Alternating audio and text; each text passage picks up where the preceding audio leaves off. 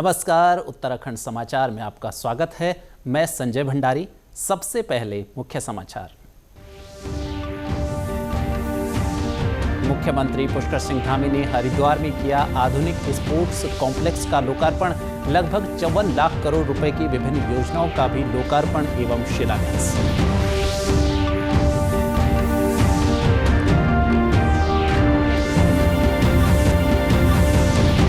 प्रदेश में जनवरी 2025 में लागू होगा समान नागरिक संहिता बिल।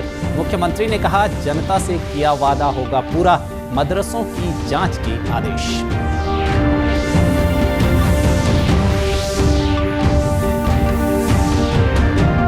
और कैलाश मानसरोवर यात्रा के जल्द शुरू होने की उम्मीद जगने से पिथौरागढ़ के सीमांत इलाकों के लोगों में खुशी की लहर।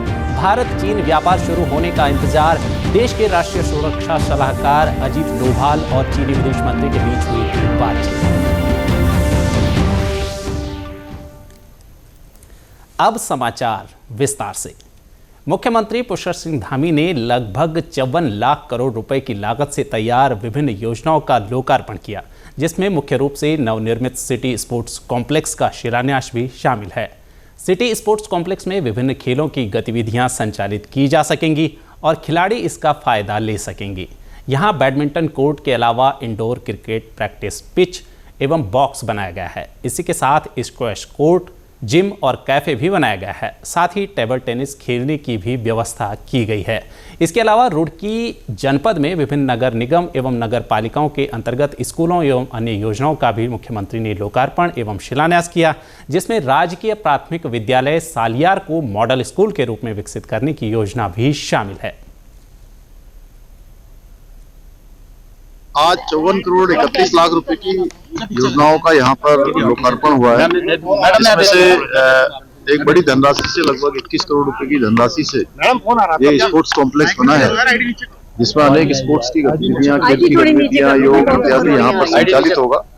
और शहर के बीच में कॉम्प्लेक्स बन जाने से निश्चित रूप से यहाँ के सभी खिलाड़ियों को, यहाँ के सभी नागरिकों को, सबको एक अच्छी सुविधा यहाँ पर मिल पाएगी। इसके साथ साथ रुड़की में, अन्य नगर पालिकाओं में, नगर परिषद में और स्कूलों में एक काम करवाए गए हैं और ये सभी काम पूरे हरिद्वार जनपद के लिए आने वाले समय में एक विकास के मील के पत्थर साबित होंगे।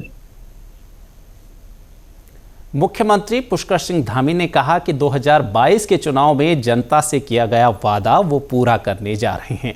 आगामी माह जनवरी में समान नागरिक संहिता बिल प्रदेश में लागू कर दिया जाएगा। इसी के साथ मुख्यमंत्री धामी ने कहा कि उन्होंने गृह विभाग, पुलिस एवं अल्पसंख्यक बोर्ड को निर्देश दिया है कि वह प्रदेश में चल रहे सभी मदरसों की जांच करें।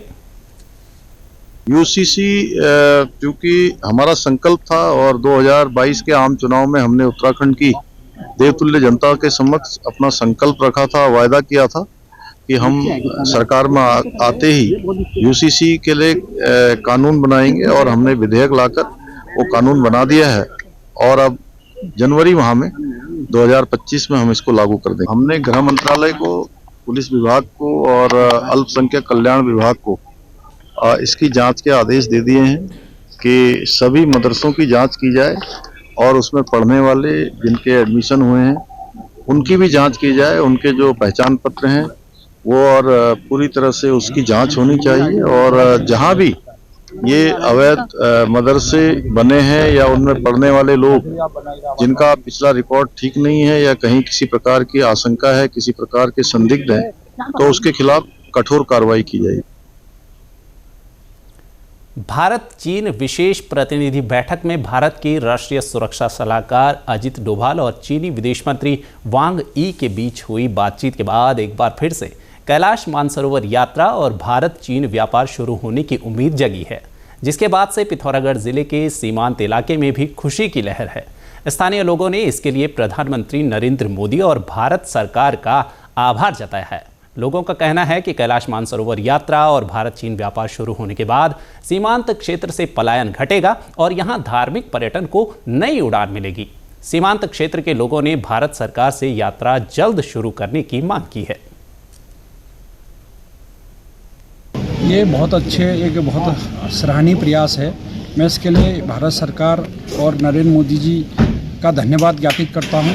कि हम सीमांत क्षेत्र के लोग हैं। हमारे प्राचीन समय से कैलाश मानसरोवर यात्रा चलती थी, जिसमें कई परिवारों के रोजी रोटी का उसे सवाल था, और साथ ही जो भारत और चीन जो व्यापार था उससे भी कई लोग हमारे पहाड़ के जो हमारे सीमावर्ती गांव हैं गुलजार रहते थे, वहाँ रौनक रहती थी, और कई लोग पलायन कर चुके। निश्चित तौर पर अगर ये यात्रा और व्यापार शुरू होता है तो इससे निश्चित तौर पर हमारे पहाड़ों में रौनक लौटेगी, और जो हमारे लोग बाहर गए हैं वो लौटकर अपने घरों को आएंगे। आपको बता दें कि चीन के साथ सीमा विवाद और कोरोना के चलते पिछले 5 वर्षों से कैलाश मानसरोवर यात्रा नहीं हो पा रही थी, जिससे एक ओर जहां शिव भक्त हिंदुओं के सबसे पवित्र धाम कैलाश नहीं जा पा रहे थे, तो वहीं इस यात्रा से जुड़े पर्यटन कारोबारी भी काफ़ी निराश थे। लेकिन भारत सरकार की नई पहल के बाद एक बार फिर से सीमांत वासियों के चेहरे खिल गए हैं। यह यात्रा तिब्बती पठार से होकर गुजरती है, जिसमें कैलाश पर्वत को भगवान शिव का निवास स्थान माना जाता है। यह पवित्र स्थान तिब्बत के स्वायत्त क्षेत्र चीन में स्थित है। यह यात्रा नेपाल के काठमांडू और सिमिकोट, तिब्बत के लहासा और भारत के लिपुलेख पास उत्तराखंड और नाथुला पास सिक्किम के रास्ते जाती है। सीमांत क्षेत्र के लोगों ने भारत सरकार से यात्रा जल्द शुरू करने की मांग की है। विगत 5 वर्षों से जो कैलाश मानसरोवर यात्रा थी वो बंद पड़ी थी। अभी भारत सरकार और दोनों देशों की पहल चल रही है कि ये यात्रा चले, और हम सब सीमांतवासी चाहते हैं कि ये यात्रा सुचारू रूप से चले। यह यात्रा हम दोनों देशों की सामरिक दृष्टि से और भारत की धार्मिक भावनाओं की दृष्टि से भी बहुत महत्वपूर्ण है। ये यात्रा होनी चाहिए। मैं भारत सरकार से भी मांग करूंगा कि इस यात्रा को सुचारू रूप से चलाने।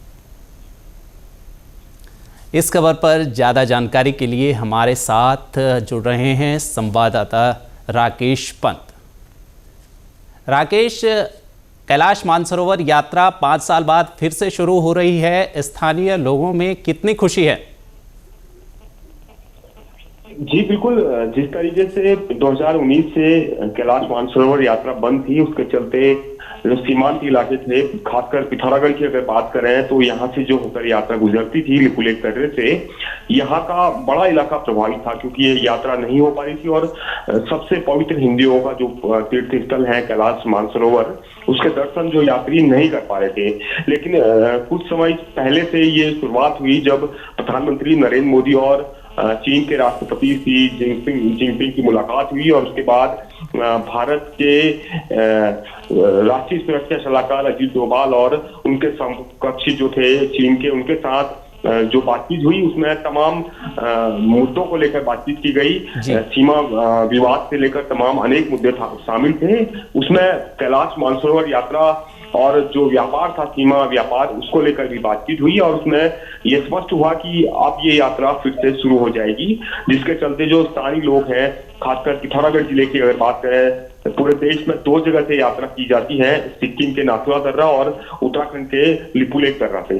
तो उत्तराखंड के लिपुलेख दर्रा जो पिथौरागढ़ जिले से होकर जाता है, धारचूला से इसका रास्ता है, और धारचूला से लगातार लिपुलेख दर्रे होते हुए चीन में प्रवेश करते हैं यात्री। वहां से ये यात्रा संपन्न होती है। तो यहाँ के लोग काफी खुश इस यात्रा को लेकर है कि यात्रा एक बार फिर से शुरू होगी, और जो यहाँ का पर्यटन कारोबार है वो परवान चढ़ेगा। साथ ही साथ पर्यटन कारोबार से जुड़े हुए जो लोग हैं उनकी जो आमदनी है वो बढ़ेगी, और साथ ही साथ जो सीमांत क्षेत्र के गांव है उनका भी विकास होगा। जी राकेश, तमाम जानकारी के लिए इस खबर पर आपका बहुत बहुत धन्यवाद। और बढ़ते हैं अगली खबर की ओर। प्रदेश के अपर मुख्य सचिव आनंद वर्धन ने आगामी राष्ट्रीय खेलों के मद्देनजर रुद्रपुर के मनोज सरकार स्पोर्ट्स स्टेडियम में नवनिर्मित साइकिलिंग वेलोड्रम एवं बहुउद्देशीय हॉल का स्थलीय निरीक्षण किया। उन्होंने कहा कि जल्द ही 38वें राष्ट्रीय खेल होने हैं। ऐसे में रुद्रपुर के स्पोर्ट्स स्टेडियम में साइकिलिंग, वॉलीबॉल, हैंडबॉल प्रतियोगिताएं होंगी, इसलिए जो भी कार्य व कमियां हैं उन्हें 31 दिसंबर तक अवश्य पूरा कर लिया जाए।